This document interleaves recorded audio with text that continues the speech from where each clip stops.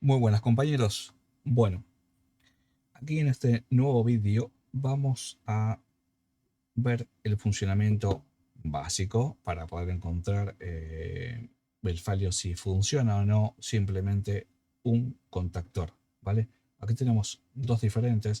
Este es un contactor, en este caso, bueno, es uno pequeño, es típico de lavavajillas o de freidora incluso, pequeña, ¿vale? Y este, bueno, también lo llaman contactor o vale, ¿vale? Esto suele estar en... No se suele poner mucho últimamente porque a medida que está avanzando la electrónica, esta función la hace la electrónica, ¿vale? En este caso, por ejemplo, vamos a suponer de un lavavajillas, ¿vale? Esto se suele usar para detectar, por ejemplo, en los lavavajillas si la puerta está abierta o no, ¿vale? Como un tema de seguridad. Y estos se suelen utilizar para lo que es más el tema de consumos de lo que son el calentamiento de la máquina, ¿vale? Tanto para el calentamiento del agua de la cuba como la del aclarado, del boiler que vendría a ser de un lavavajillas. Bueno, ¿cómo saber si tenemos alguna de estas piezas mal y cómo funcionan? En este caso vamos a empezar por el contactor. Vamos a dejar este aquí a un lado. Aquí el contactor tiene una placa de características. Siempre es importante, si es que tenemos que sustituirlo, sacarle una fotografía y comprar un contactor compatible según estas características, ya que cada contactor eh, admite un determinado voltaje, en este caso la bobina, que es la que hace el mecanismo que hace esto, ¿vale? Para que haga el contacto. Y aquí les dicen según el voltaje los kilovatios que puede soportar, ¿vale? Este contactor. Y aquí en HP. Por eso es muy importante comprar un contactor siempre compatible, ¿vale? Si nos entra y le ponemos uno un poco más grande, no vamos a tener problema, ¿vale? El problema lo vamos a tener si ponemos un contactor de que aguante mucho menos consumo, ¿vale? Potencia. Ahí podemos tener un problema, se puede calentar y pueden prender fuego, ¿vale? O hacer un corto. Bueno, en este caso, el funcionamiento del contactor es, esta pieza internamente tiene una bobina, ¿vale? Es tan simple como eso. Las bobinas que tiene pueden ser alimentadas por 12 voltios, 24 voltios, 220 voltios, 400 voltios. Eso es eh, según, por supuesto, lo que tenga su máquina, ¿vale? Ustedes tienen que fijarse que aquí les pone el tipo de bobina que tienen, ¿vale? Se los indica, ¿vale? Y si no, aquí mismo suele tenerlo mayormente. No quiero engañarlos, pero sí, aquí lo pone, ¿vale? Ahí pone muy pequeñito, no se ve, 230 voltios, ¿vale? 230 voltios, 50-60 hercios, ¿vale? Vale. Y aquí se muestran los contactos A1 y A2 de la bobina, ¿vale? Aquí iría, en este caso, la fase del neutro o el neutro de la fase, como ustedes quieran, ¿vale? Ya que esto es una bobina monofásica de 220 voltios. ¿Qué es lo que hace esa bobina? ¿Vale? En este caso es de 220. Podría ser de alimentada, como les dije antes, a 12 voltios, a 24 o a 400 voltios, ¿vale? A 380, lo que sea. Esta bobina es cuando nosotros la alimentamos, lo que hace es, como ven los contactores, todos tienen esto, que es una función para poder comprobarlo manualmente y también cuando nosotros alimentamos la bobina, también que veamos que esto entre hacia adentro y es una forma visualmente también de comprobar de que la bobina está funcionando, ¿vale? Pero si esto entra, no quiere decir que tengamos paso entre un contacto y otro, ya que internamente puede estar estropeado o esta bobina no ejercer, porque está estropeada, ¿vale?, la presión necesaria para hacer contactos, ¿vale? Y lógicamente, si esto directamente no entra, es porque aquí no le llega el voltaje necesario o la bobina está quemada, ¿vale? El contactor. Bueno, este contactor dijimos que es de 220 voltios. Muy bien, vamos a suponer que nosotros alimentamos esta bobina. La bobina hace plop, entra, ¿vale? Entonces nos estaría dando paso entre este contacto y este, ¿vale? Como pueden ver, si yo toco estos dos contactos y simulo que la bobina entra, ¿vale? Aquí, bueno, tengo que encender primero la pinza en continuidad. Simulamos que entra la bobina aquí.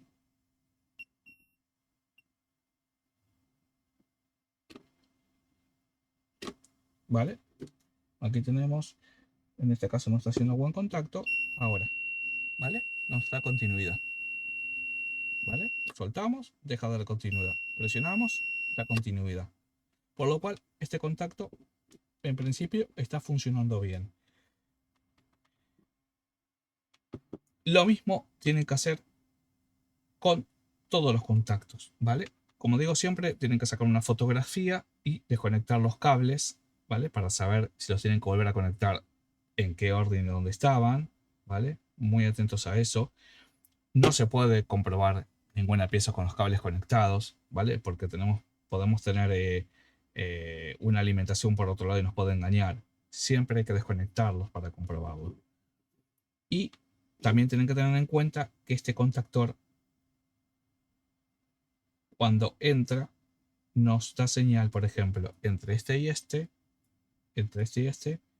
es, vamos a suponer, esto es entrada y salida, otra entrada y otra salida, otra entrada y otra salida, otra entrada y otra salida. Pero hay contactores que pueden llegar a ser el puente de esta otra forma, entrada-salida y entrada y salida. Así que mucho cuidado con eso y saber de qué forma hace el contacto, ¿vale? Si así o los hace así, ¿vale? Hay que mirarlo muy bien y eso se puede ver en el esquema eléctrico del contactor, simplemente testeando con continuidad, ¿vale? Porque todos los contactos no, es imposible prácticamente que estén estropeados de un contactor. Entonces se van a dar cuenta de qué forma tienen que comprobarlo, ¿vale? Si alguno de los contactos no le da continuidad, ¿vale? Y tiene cables conectados, pues está mal. Tiene que sustituir el contactor, siempre y cuando ustedes vean que el contactor igualmente también entra. Si el contactor, ustedes al alimentarlo, la bobina no entra, pues lo que tienen que hacer es comprobar los cables que vienen al contactor, los desconectan, le conectan la pinza, ¿vale? Esto, uno en cada cable, y la pinza, lógicamente, la ponen en posición de voltaje. Y tendrían que comprobar si les llega el voltaje, ¿vale? De acuerdo al tipo de bobina que tengan aquí. Si tienen 12 voltios, tiene que llegar 12 voltios. Si tiene 24, 24. Si llega a 220, 220. Y si es de 400 voltios, 380, les tiene que llegar ese voltaje, ¿vale? Si la pinza, si la bobina es de 12 voltios o 24, siempre la pinza, acuérdense, ¿vale? De ponerla en el voltaje adecuado. Luego, como decíamos antes, si el voltaje es el adecuado y este no hace la función de meter la bobina hacia adentro, es porque tiene la bobina del contactor estropeada. Muchas personas dicen, bueno, les puedo cambiar la bobina. No, la bobina no se la cambia en un contactor estropeado porque si la bobina quemó, seguramente parte del encaje del mecanismo interno ya está hinchado, está un poco quemado, ¿vale? Y van a tirar el dinero. Lo más fácil es, y van a tener la garantía completa de una pieza comprada, ¿vale? Que les da el vendedor, es comprar el contactor entero, nuevo, ¿vale? Y muy importante, eso, cuando lo vayan a pedir, es sacar una foto de esta placa de características y, por si acaso, también asegurarse, por si se los preguntan, ¿vale? Que suele estar igualmente en esta placa, es fijarse el voltaje de la bobina para indicárselo al vendedor, ¿vale?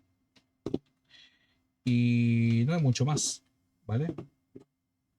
El funcionamiento de un contactor simplemente es, ¿vale? Soportar el consumo, ¿vale? De algo.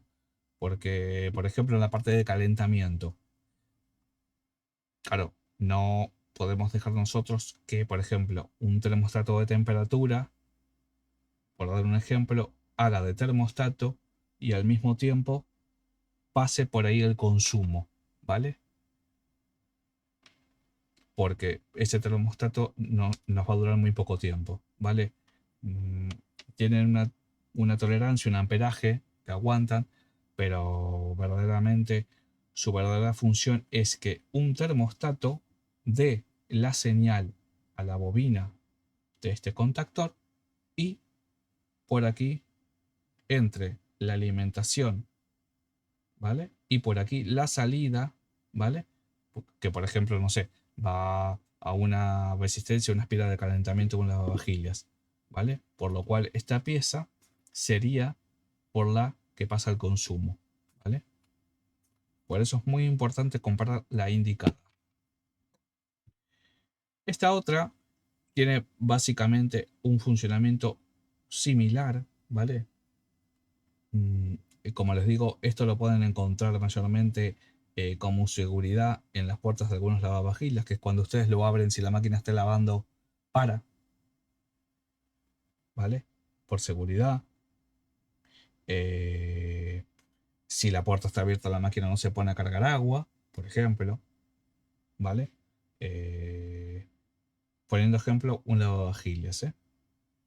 Y aquí también es muy importante comprobar, aquí podemos ver cómo es transparente, ¿vale? Cómo son las conexiones. Primero sacamos fotos de cómo están los cables y luego aquí podemos ver que en estos contactos de abajo es la alimentación de la bobina, ¿vale? O sea que aquí, según lo que nos indica, es que la bobina es de 230 voltios. Esta bobina iría alimentada a 230 voltios, por lo cual, si aquí conectamos y alimentamos 230 voltios, este contacto con esta bobina, ¿vale? Se accionaría hacia abajo, ¿vale? Lo succionaría hacia abajo y entraría la alimentación por aquí y saldría por aquí, ¿vale?